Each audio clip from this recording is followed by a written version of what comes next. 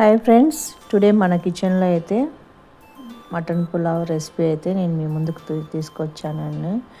కేవలం 10 నిమిషాల్లో super taste వాసనలతో నిన్న రెస్టారెంట్ స్టైల్ మటన్ పులావ్ ఎలా చేయాలో చూపిస్తాను. వీడియో చివరి వరకు చూడండి. మీ కుటుంబం అంతా ఈ రెసిపీకి ఫ్యాన్ అయిపోతారు. మరి ఎందుకు ఆలస్యం, వీడియోలోకి అయితే వెళ్ళిపోదాము.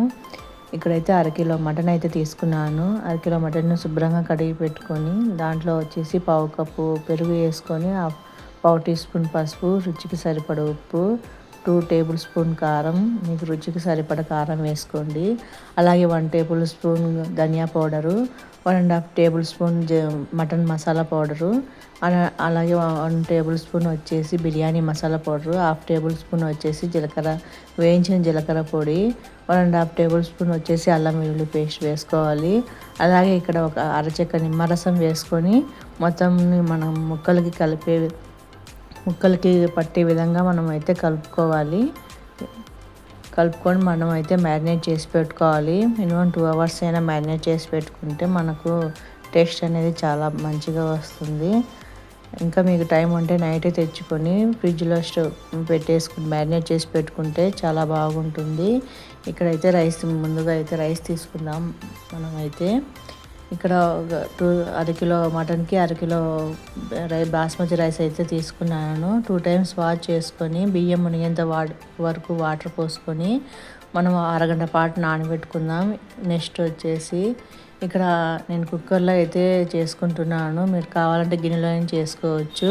ఇక్కడ 2 టేబుల్ స్పూన్ నెయ్యి వేసుకున్నాను. అలాగే 3 టేబుల్ స్పూన్ ఆయిల్ వేసుకొని మొత్తం ఆయిల్తో అయినా చేసుకోవచ్చు, లేదా మీకు కావాలంటే మొత్తం నెయ్యితోనే చేసుకోండి.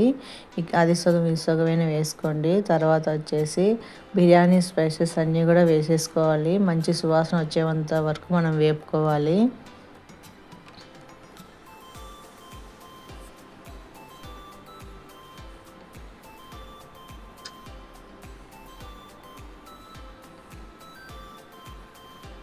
తర్వాత ఉల్లిపాయలు బంగారు రంగు 2 పెద్ద సైజు ఉల్లిపాయలు అయితే వేసుకున్నాను. సన్నగా స్లైసెస్ కట్ చేసి బంగారు రంగు వచ్చేంత వరకు మనం అయితే వేయించుకోవాలి.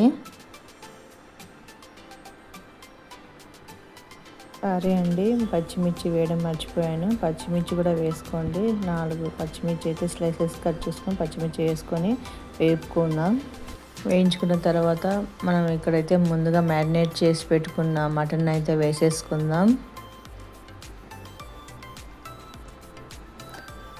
ఒకసారి మొత్తం ఆనియన్స్ మటన్ మొత్తం కలిసే విధంగా మనం కలుపుకోవాలి.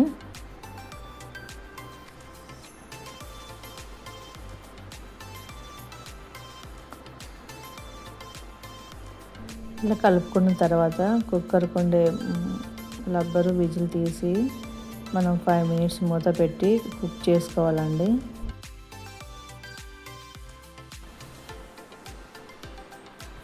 కుక్ చేయడం వల్ల మసాలా అనేది ముక్కలకి బాగా పడుతుంది. 5 మినిట్స్ తర్వాత మూత తీసి చూస్తే చూడండి, మనకు మసాలా అనేది ముక్కలకి పట్టింది. ఇప్పుడు వచ్చేసి పావు లీటర్ అయితే వాటర్ పోసుకోవాలి. పావు లీటర్ వాటర్ పోసుకొని మళ్ళీ మనం ఒకసారి కలుపుకొని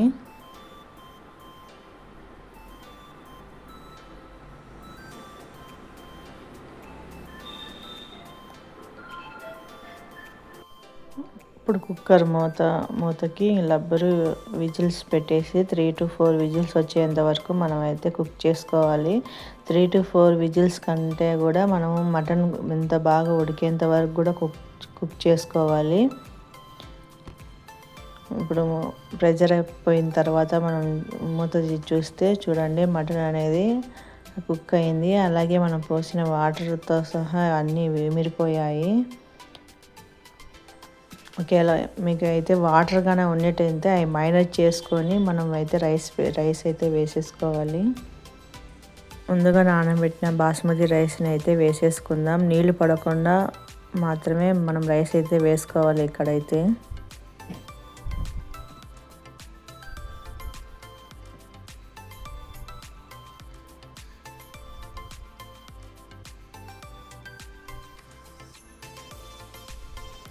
ఇలా మొత్తం కలుపుకొని దీంట్లో కొత్తిమీర పుదీనా వేసి కూడా కలుపుకోండి.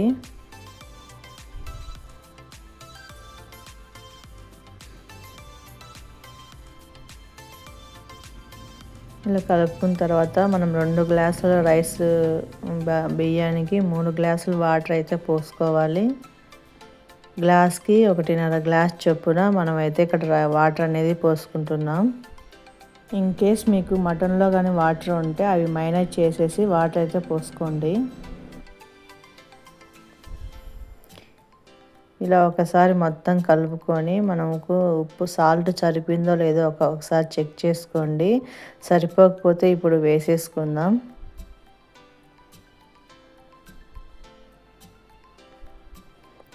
వేసుకొని మూత పెట్టండి. మూత పెట్టి ఒక విజిల్ వచ్చేంత వరకు మనకు మీడియం ఫ్లేమ్లో ఒక విజిల్ వచ్చేంత వరకు అయితే కుక్ చేసుకోవాలి.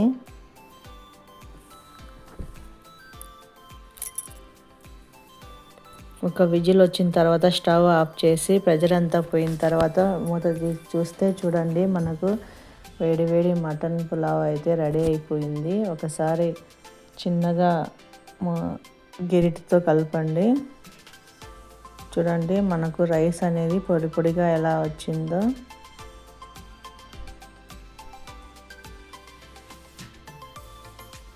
అంతేనండి మటన్ పులావ్ అయితే రెడీ అయిపోయింది.